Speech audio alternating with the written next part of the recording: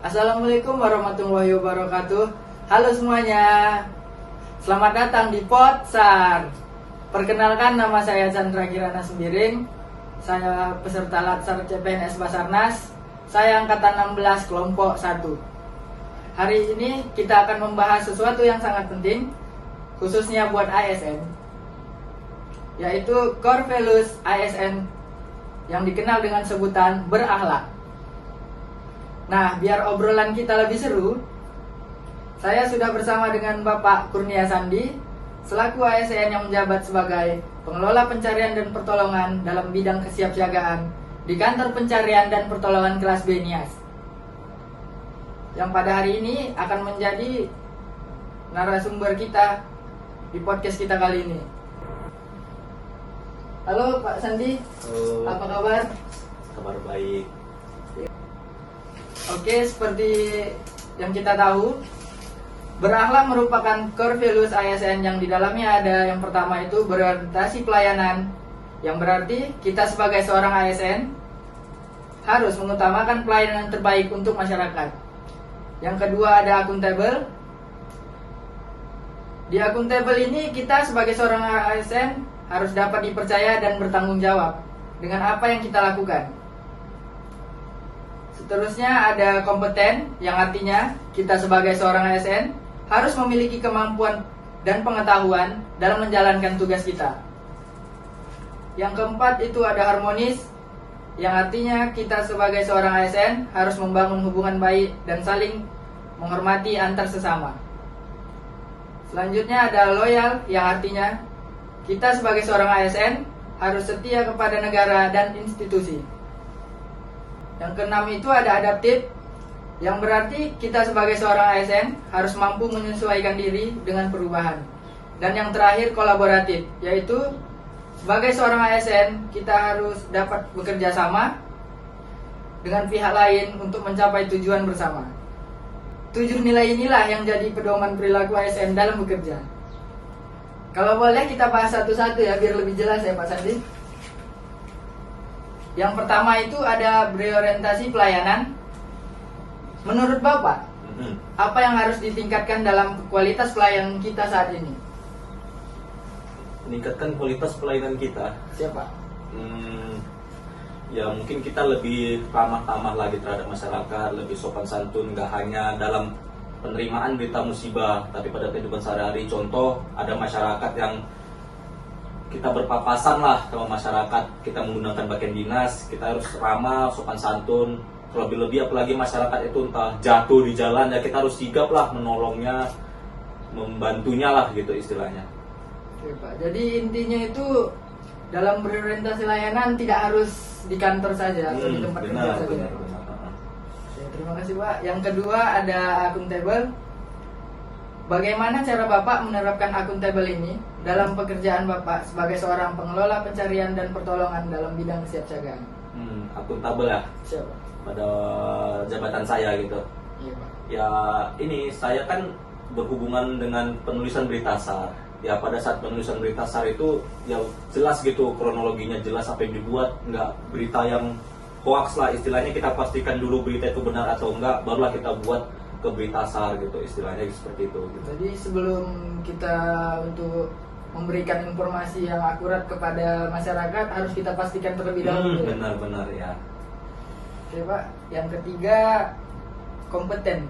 Ya. Untuk Bapak sendiri, seperti apa cara Bapak untuk meningkatkan kompetensi diri? Meningkatkan kompetensi diri saya. Iya Pak. Berhubung kita kan ini petugas komunikasi, identiknya petugas komunikasi itu kayak di kantor aja lah, jarang lah ikut ke lapangan. Kan tidak menutup kemungkinan kita bakalan terjun ke lapangan. Jadi untuk mempersiapkan itu ya saya mempersiapkan fisik saya dengan berlatih kesemaptaan rutin. Tiap kantor ngadain kesemaptaan kita juga harus ikut lah istilahnya untuk melatih kemampuan fisik kita juga. Kan tidak menutup kemungkinan kita diajak untuk ke lapangan gitu. Jadi Salah contoh kecilnya seperti itulah gitu. Jadi kurang lebihnya tupoksi Bapak ini bukan cuma di kantor Pak. Benar. Ya, Pak. Selanjutnya ada harmonis. Nah, di sini menurut Bapak seperti apa contoh gambaran yang disebut dengan harmonis ini? Harmonis. Kita kan ini berada di Pulau Nias ini. Tahu sendiri kalau Pulau Nias mayoritasnya berarti kan suku Nias. Sementara saya dari seberang, suku saya suku Jawa. Jadi ya bagaimana saya tidak memandang latar belakang seseorang itu saya Jawa, sementara saya orang itu suku Nias. Kalau saya memandangnya seperti itu, itulah menjadi hubungan tidak harmonis. Jadi saya tidak menganggap itu, menganggap semua rata lah gitu, suku ras dan budaya rata, jadi bisa berkomunikasi dengan baik, tidak saling adu adat lah istilahnya gitu. Jadi lebih seperti kayak beradaptasi aja dengan Iya, benar. Selanjutnya ada loyal, Pak. Loyalitas seperti apa yang bisa Bapak tunjukkan di tempat kerja Bapak? Loyalitas seperti apa gitu? Iya, Pak. Kita siaga di waktu libur itu juga suatu loyalitas itu. Karena kan kalau kita hari libur kan pasti banyak kegiatan kita di luar agenda kerja gitu. Jadi kalau kita siaga di waktu libur termasuk loyalitas juga sih menurut saya, contoh loyalitas yang kecilnya lah gitu. Jadi jangan kayak istilahnya jadwal kita nih siaga di waktu libur, terus karena ada acara kita lah di luar, acara keluarga, terus kita minta gantikan, minta ini. Ya kalau bisa pada saat libur, pada saat kita siaga, kita menjalankan siaga kita gitu. Jadi kurang lebih apapun keadaannya, tugas utama dari negara lah nomor satu. Benar. Bapak. Selanjutnya ada adaptif, Pak. Menurut Bapak kapan waktunya kita harus menerapkan adaptif ini? Ya setiap saat pasti ada perubahan dan kita harus terimalah perubahan itu. Jangan ada perubahan terus kita pakai dulu kan nggak seperti itu, dulu seperti ini. Sementara kan kita memakai aturan yang baru. Contoh kecilnya pembuatan SKP lah. SKP kan sekarang melalui e-kinerja, sementara dulu kan manual. Itu kita inilah adaptasi, harus kita kerjakan melalui aplikasi e-kinerja, nggak bisa lagi menggunakan aplikasi yang manual gitu. Tetap harus beradaptasi setiap harinya. Jadi adaptasi ini contohnya kayak kalau di lapangan itu seperti apa? Adaptasi kalau di lapangan, penggunaan drone misalnya. Selama ini kan drone ini baru setahun belakangan inilah ada penggunaan drone. Tadinya kita mencari area, searching area itu kayak manual aja gitu, sejauh mata memandang lah istilahnya. Seperti ini. Kalau dengan adanya drone kita tahu ini bahayanya di depan itu seperti apa, terus udah bisa kita baca lah ada nggak keberadaan korban di situ atau tidak gitu. Jadi kita nggak kayak asal kesana kemari, udah jelas lah arah kita mau kemana dalam searching area korban gitu. Jadi pada saat melakukan operasi itu kita punya tujuan yang jelas. Iya benar Sandra. Dan yang terakhir itu ada kolaboratif. Hal kolaboratif apa saja yang pernah Bapak lakukan selama bekerja di kantornya? Ya simpelnya kan kalau kami ini kan kalau di siaga kan petugas komunikasi. Otomatis petugas komunikasi itu berkolaborasi sama rescuernya, sama kepala siaga hariannya. Dalam contoh kecil pada saat siaga itulah contoh kecil kolaborasi. Nggak bisa saya kerja sendiri gitu istilahnya. Walaupun siaga nggak bisa saya kerja sendiri, pasti saya melaporkan hasil siaga saya ke kepala siaga, melaporkan hal informasi yang saya dapat itu ke rescuer yang pada saat itu bersiaga gitu. Jadi kolaboratif kalau di dalam lingkup antar instansi itu gimana, Pak? Dengan contoh pada saat kita operasi kan nggak hanya kita, nama juga tim SAR gabungan. Tim SAR gabungan itu nggak hanya kita Basarnas sendiri gitu, pasti ada unsur TNI, Polri, BPBD, masyarakat atau tokoh adat sekitar itu gitu. Pasti membantu, nggak mungkin kita di lapangan kita kerja sendiri. Minimalnya pasti ada tokoh adat yang membantu gitu.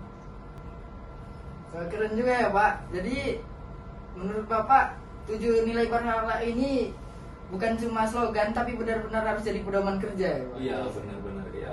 Karena kalau kita pedomanin kan, itulah jadi fondasi kita sebagai ASN lah gitu. Bisa juga kita pelayanan publik yang kita berikan ke masyarakat juga pastinya akan lebih baik gitu kalau itu kita pedomanin. Baik Pak, terima kasih untuk Bapak Kurnia Sandi sudah sharing-sharing hari ini, dan terima kasih juga buat pendengar yang sudah setia mendengarkan. Mungkin hanya sampai di sini saja. pertemuan kita kali ini. Mohon maaf jika ada kesalahan. Saya Chandra Kirana Sembiring, selaku host podcast ini saya pamit undur diri. Sampai jumpa di episode berikutnya. Tetap semangat.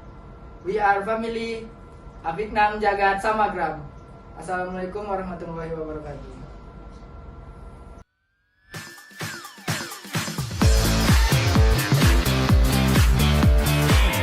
End of flashback.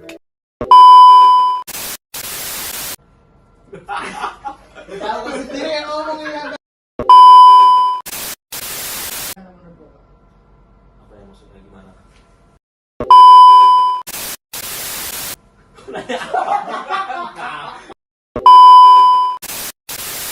Bukan kayak gitu Sandra. Kau itu bukan. Udah.